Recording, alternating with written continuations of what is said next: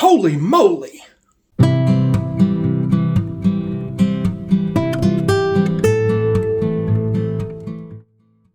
I've never really liked mole, but it's always interested me. So I am working on a recipe for a mole de Americano or gringo's mole. Let's give it a shot. This part of the video got needlessly complicated because they didn't have Pico de Gallo in the store pre-made. I was going to cheat. So we're going to make Pico de Gallo from scratch. And to start that off, we're going to use 2 tomatoes. Now, I recommend using Roma tomatoes for this. If you can get true cherry tomatoes, they work great, but they have a higher water content. The Roma tomatoes have less of water content. Now we're going to add in 1 large Spanish onion. Now I only cut up a half an onion here.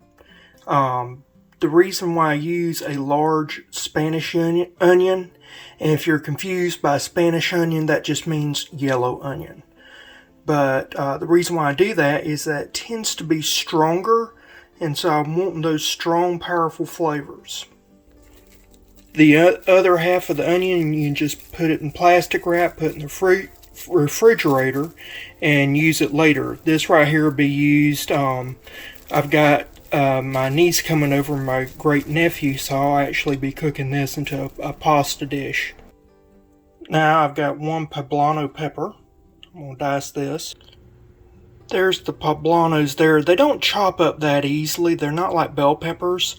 I hate chopping up peppers. I hate chopping up onions. I hate chopping up tomatoes. Yeah, so this is the reason why I hate to make Pico de Gallo from scratch. Walmart, my wife made a Walmart home delivery order, and they don't just do 2 or 3 jalapenos. You have to order a little bit more. So these are some leftovers from my other dish, so I'm going to toss those in here as well. Alright, so we got the poblanos and the jalapenos in there. Now 2 limes with lime zest. Okay, now when you are zesting your citrus fruits, always zest it over the food you intend to put it in. And the reason why is that as you're using your zester, all those oils squirt out, and those oils will cover your food.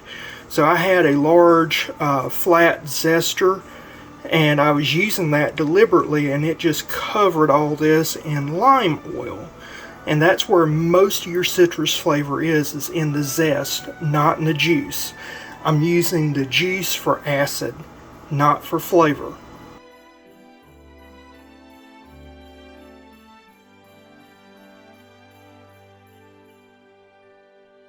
I'm not really happy with distribution of tomatoes. That was 2 tomatoes, roughly a ½ pound. So what I did is I bought another pound of tomatoes, went to the store. I'm going to add tomato at a time until I get to a distribution I like. Okay, so it took 6 Roma tomatoes, or 1½ pounds if you have other types of tomatoes like cherry tomatoes. It's getting there, but it needs some sea salt. So we're just going to put this in to taste. The other thing it needs is tahini. Tahini is basically lime and pepper flakes. This is just to taste.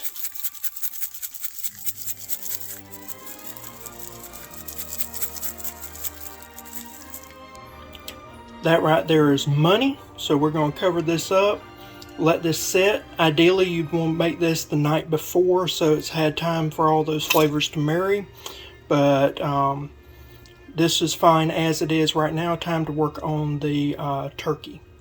Alright, first thing I'm doing is bringing up to heat about a tablespoon of toasted sesame oil. You can use whatever oil you like. I just like the nutty flavor of the oil. Now we're going to add in some ground cumin. This is Lowry's brand. Now on this, with any spices, it depends on how good a quality your spices are. So if you have really good spices, you may want to go down low on it, and if you have really bad spices, poor quality spices, use a little bit more. So just keep that into consideration, that the potency of spices vary from brand. And I'm probably just going to add in a half teaspoon of this, more or less. Now I'm going to add in about a half teaspoon actually not even a half teaspoon, I'd say a quarter teaspoon of allspice, not much. Now equal amount of the apple pie spice. You can go a little bit heavier on it, but not much. There's that. In case you're wondering, it has cinnamon, nutmeg, and allspice in it. The nutmeg and the cinnamon are what I'm trying to get. This is McCormick's peppercorn medley grinder. It has white peppercorns, pink peppercorns, coriander, allspice, all sorts of stuff. I'm putting in roughly about a half teaspoon of this in there. Now I'm going to add just about a half teaspoon of granulated garlic. Not much, just a little bit. Now we got a can. This is a 10 ounce, 283 gram can of mild red enchilada sauce. Just use a brand that you can find, because sometimes this is hard to get. Same thing, this is green enchilada sauce, mild. Again, 10 ounces, 283 grams. Just use a brand that you can find. I rinsed out this with just a little bit of water in each can, about 2 tablespoons water per can, just to get any type of residual spices or whatever might have settled in the can. The red had some oil in it, which is good. It's carrying out some of those flavors from the oils that I already had in the pan, so that's only going to make things better. This right here is a half cup of peanut butter going in. Just look how that thickened up. Man, it thickens up very fast, and it has now a very nutty flavor without being peanut butter. It smells of peanut butter, but man, it's nutty instead, which is that's what I'm wanting. Now I've got Ghirardelli Intense 86% dark chocolate bar. It's 3.17 ounces or 90 grams. I'm going to use half, so that'd be 45 grams, or roughly just a little over 3.9 ounces. So there we go. Now we'll just start stirring this in. You can see it's starting to melt from the residual heat. I turned off my cooktop because I didn't want it to get too hot during this process. Alright, right now the sauce is breaking because I've turned off my heat. I didn't want this to overcook. I had some turkey that I had smoked using popcorn tree, which is Chinese tallow tree. It's an invasive tree. I did it for Thanksgiving. I took the carcass, boiled it down, saved a little bit of juice, and pulled off the meat, and I froze it. So I'm defrosting it. I didn't want this to overcook while meat's defrosting. Once I add the juice in, the meat, and we adjust for seasonings, it'll be alright. This right here is a half-gallon bag full of meat. So that's probably about 4 cups, I'd say, more or less. All this coming up temp, I'm putting in roughly about a tablespoon of pear preserves in here because it needs some fruit flavors. Okay, I think I'm going to add some oregano. I'd say that's about a half tablespoon. I have a working theory that that our chili came from mole. So what I'm doing now is putting in about a teaspoon of chili powder. I'm going to add a teaspoon of apple pie spice and a teaspoon of cumin. I'm going to add some more sea salt to taste, roughly about a teaspoon. It's hard to see here for all the steam, but I'm just trying to get the moisture out of this and kind of get the caramelization going on some of this in the pan. So browning, I'm turning constantly. I'm letting the oils kind of cook all the seasonings and everything as we get caramely notes going. You can see this is a lot less moist as it was than before. Alright, that is perfect. That is where I want this to be. It is touching all notes. And it's nice and dry. The oil has started frying everything, so we're getting browning. Every time I stir it and I put it down on the bottom of the pan, we're getting that Maillard reaction, and it's browning everything beautifully, so we're getting some good, rich, deep, dark notes. These right here are yellow corn street tacos. They're roughly about 4 inches across. So what we're going to do is get them prepared to put and make into bowls. First thing that I want to do is take a paper plate and put just a little bit of oil on it, so I can put a tortilla on there and get it oiled up. All you gotta do is just kind of roll it around there so that side gets oiled. And then I'm going to do the same thing on this. Make sure that it's oiled on all sides. So just use your fingers, it's okay. And then I've got a bottle of oil, and what I'll do is I'll just drip a little bit on each one that I need to oil, and we'll just get a consistent layer of oiled tortillas. You put the next one on, and then just kind of press a little bit. You ain't got to do too much, because that oil will seep in from the top to the bottom one, and then you just put oil on this, and we're just going to stack them up. Okay. Again, stack. We're going to take some oil over here. Put that on there, just a drop or two. There you go. And then just do that. Now another will go on top of this. So forth and so on. I have 6 racks. They have 6 cups. So that is 36 of these I've got to do. Ha ha ha, I lied. The container says that they only have 24 in this package, so I can only do 24. So I'll do 4 of the muffin tins with this, and then go from there. Now these are all oiled, we're going to do something kind of weird. I'm going to put these into a zip top bag. Alright, got them in a zip top bag. I'm going to put them in the microwave for roughly a minute. This is a tip that I learned from Rick Bayless, and it works really well.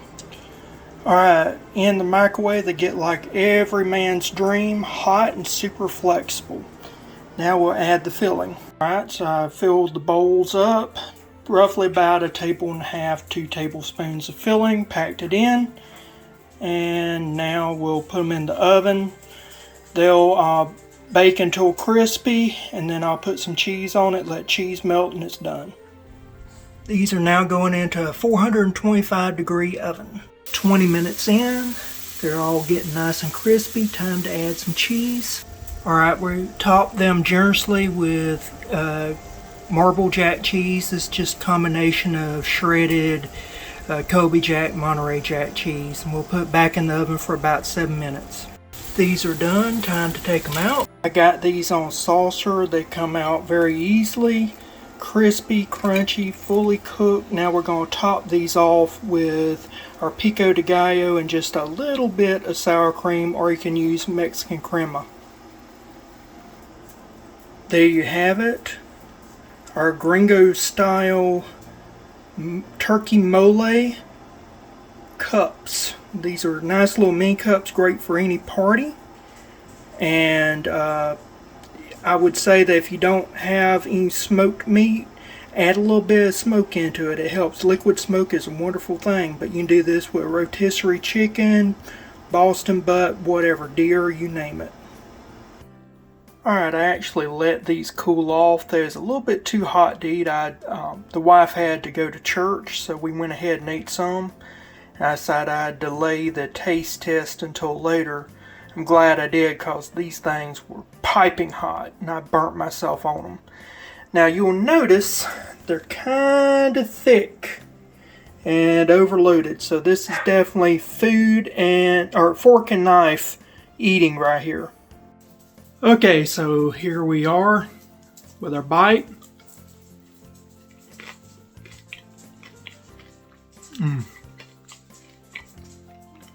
They taste different cooled off.